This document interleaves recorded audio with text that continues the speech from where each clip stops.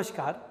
आज मैं एक मध्यकाल से जुड़ी हुई कथा का दृष्टांत लेकर आपके सामने हाजिर हुआ हूँ और इस दृष्टांत के बहाने, इस कथा के बहाने हम लोग जिंदगी की कुछ सच्चाइयों से रूबरू होने की कोशिश करेंगे।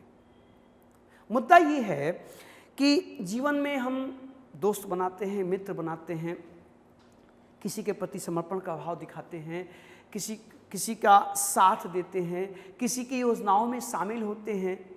और जब ऐसा हम करते हैं तो हम तमाम उनके सीक्रेट्स, उनकी प्लानिंग, उनके सुख दुख, सफलता असफलता, उनके उत्थान और पतन का भी भागी बनते हैं, उसका हिस्सा बनते हैं। कभी कभी भरोसा करके लोग तमाम जिम्मेदारियां आपको दे देते हैं, अपने तमाम रहस्य आपको बताते हैं, अपनी भावनाएं आपको देते हैं। अब ये आप पर निर्भर करता है कि आप उन रहस्यों को, उन भावनाओं को, उन जिम्मेदारियों को किस हद तक निभाते हैं, कितनी ईमानदारी से निभाते हैं। या कभी कभी ऐसा होता है कि आप शायद अपने आप को उतना सक्षम नहीं पाते। एक मोड़ पे आप पहुंचते हैं जहां लगता है कि अब ये जिम्मेदारी भारी पड़ रही है, अब शायद मैं वो कमिटमेंट, वो ईमानदारी, वो समर्पण नहीं दिखा सकता उस शख्स के प्रति जिसने हम पर भरोसा किया था। तो फिर पीछे हट जाने में कोई बुराई नहीं है, अपने आप को समेट लेने में कोई बुराई नहीं है, लेकिन वहां पर भी आपकी इंटेग्रिटी, आपकी ऑनेस्टी, आपका डिवोशन दिखना चाहिए, आपकी ईमानदारी दिखनी चाहिए। सामने से जाकर स्पष्ट कह देना कि अब मुझे इस जिम्मेदारी से मुक्त करिए, मैं इसके लायक नहीं हूं, इसमें कोई बुराई नहीं है। या अब मुझे इसको करने में आनंद नहीं आ रहा है, या मैं अब किसी और जिम्मेदारी को निभाना चाहता हूं, कुछ और आगे जाना चाहता हूं, किसी नई दुनिया को देखना चाहता हूं, कोई बुराई नहीं है, लेकिन ईमानदारी के साथ। एक कथा सुनाता हूं आपको। बात उन दिनों की है जब राणा मुगल सम्राट अकबर के खिलाफ अपना ध्वज लहराए हुए थे, संघर्ष किए जा रहे थे। जहां सभी रियासतों ने तलवार रख दी थी, सर झुका दिया था, नतमस्तक हो गए थे, वहां राणा अकेले अपना ध्वज लेकर आगे बढ़ रहे थे और झुकने को तैयार नहीं थे। स्थिति वो आती है जब जंगल जंगल वो भटक रहे हैं। कहा जाता है कि घास की रोटियां तक खाई। यहां दो घटनाएं होती हैं। एक घटना यह होती है कि अपने इस दुख को देख करके कि बेटी को भोजन नहीं मिल रहा है, परिवार को भोजन नहीं मिल रहा है, एक बार राणा के मन में आता है कि मैं जाकर समझौता कर लूं मुगल सम्राट से। ये बात बेटी को पता चल जाती है और बेटिया कहती है कि इससे बेहतर है कि मैं मर जाऊं, मेरे चलते मेरे पिता की पगड़ी झुके, मेरे चलते मेरे पिता को अपमान सहन करना पड़े, मेरे चलते मेरा पिता अपने सिद्धांतों से समझौता करे, इससे बेहतर है कि मैं मर जाऊं। वो नन्ही से जान इसके लिए तैयार नहीं थी कि मुझे घास की रोटियां मंजूर हैं, इस जंगल में, इस पथरीली जमीन पे सोना मंजूर है, लेकिन पिता तुम्हें झुकते हुए दिखना मंजूर नहीं है। ये तो फिर भी समझ में आती है क्योंकि एक योद्धा की बिटिया थी, राजमहल में पली थी, उन्हीं का खून थी, उनकी जैसी ही सोच उनको भी नहीं होगी।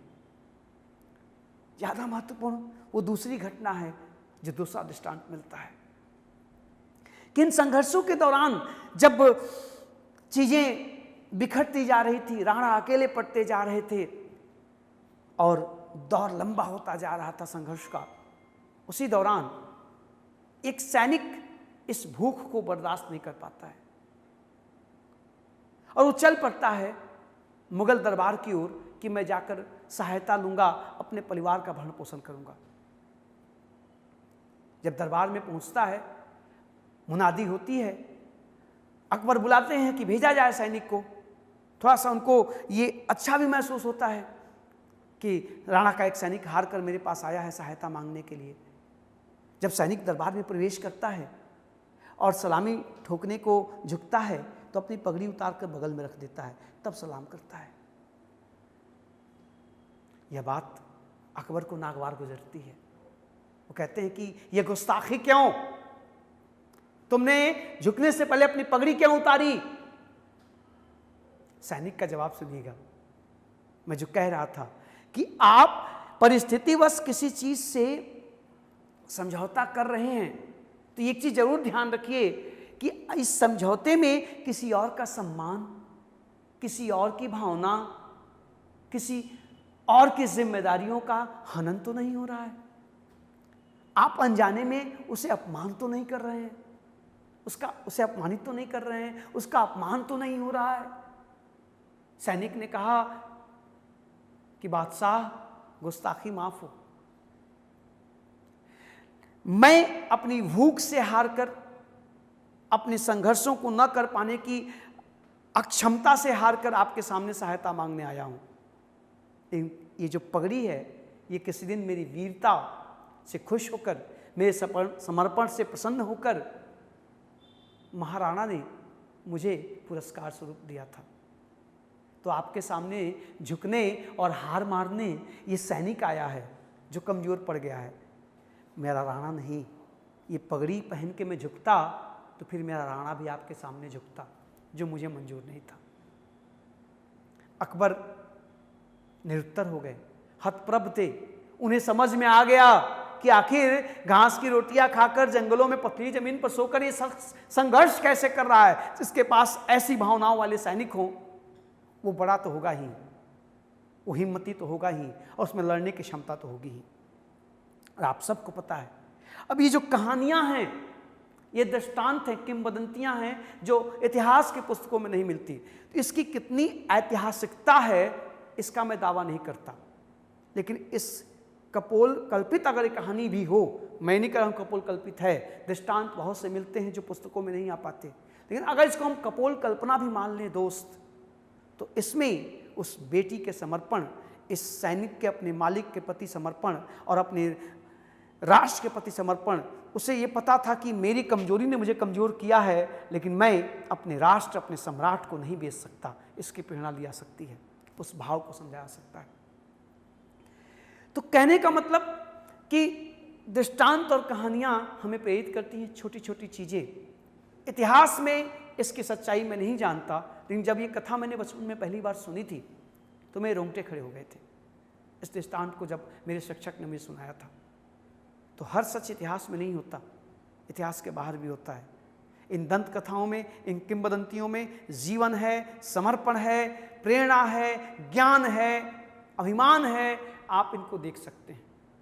इस कहानी का मूल उद्देश्य मैंने आपको पहले ही बताया कि आप किसी भी मोड़ पर किसी का दामन छोड़ने वाले हैं, किसी का साथ छोड़ने वाले हैं, अपनी जिम्मेदारियों से मुक्त होना चाहते हैं, आपको ये पूरा अधिकार है।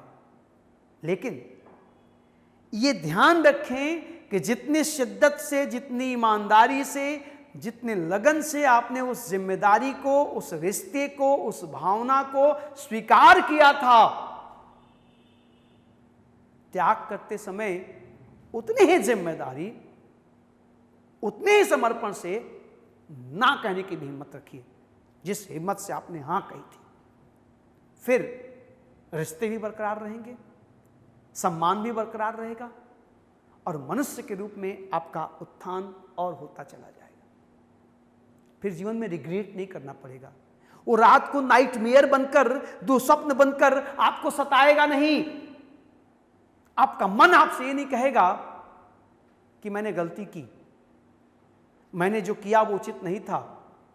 जमाने को भले आप कहें कि मैं सही हूं, ऐसा कुछ नहीं है, गलती नहीं की मैंने, या ठीक तो किया मैंने, बिल्कुल, लेकिन रात को आपका मन एकांत में, आपका मस्तिष्क आपको टॉन्ट करेगा, आप परेशान रहेंगे, क्योंकि हमारी आत्मा कभी भी गलत चीज़ को स्वीकार नहीं करती।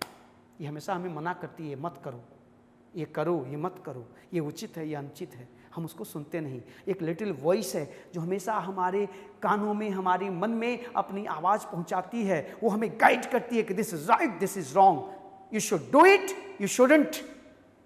हम उस आवाज़ को सुन नहीं पाते। कोशिश करें, जिस दिन वो आवाज़ आप सुनने लगेंगे, फिर जीवन बहुत खूबसूरत होगा, असफलता अपने आप कोसों दूर चली जाएगी, और छोटी छोटी खुशियां भी आपको बड़े बड़े आनंद देगी। तो आशा करता हूं कि इस कथा को सुन के आपको आनंद आया होगा और आप इससे प्रेरित हुए होंगे। कोशिश करें कि जीवन में अपने भावनाओं और विचारों के प्रति हम हमेशा ईमानदार रहें। सुख दुख तो आते रहते हैं, चुनौतियां आती रहती हैं, वो सब झेलने की ताकत ऊपर वाला देता है। भरोसा किया करिए हमेशा उस पर, ताकत वो देता है। झेलना हमें है, ताकत वही देता है। खुश रहिए, मस्त रहिए, स्वस्थ रहिए और अपनी राय देते रहिए। मुलाकात होगी फिर कभी ऐसी ही कुछ बातों के साथ। Thank you.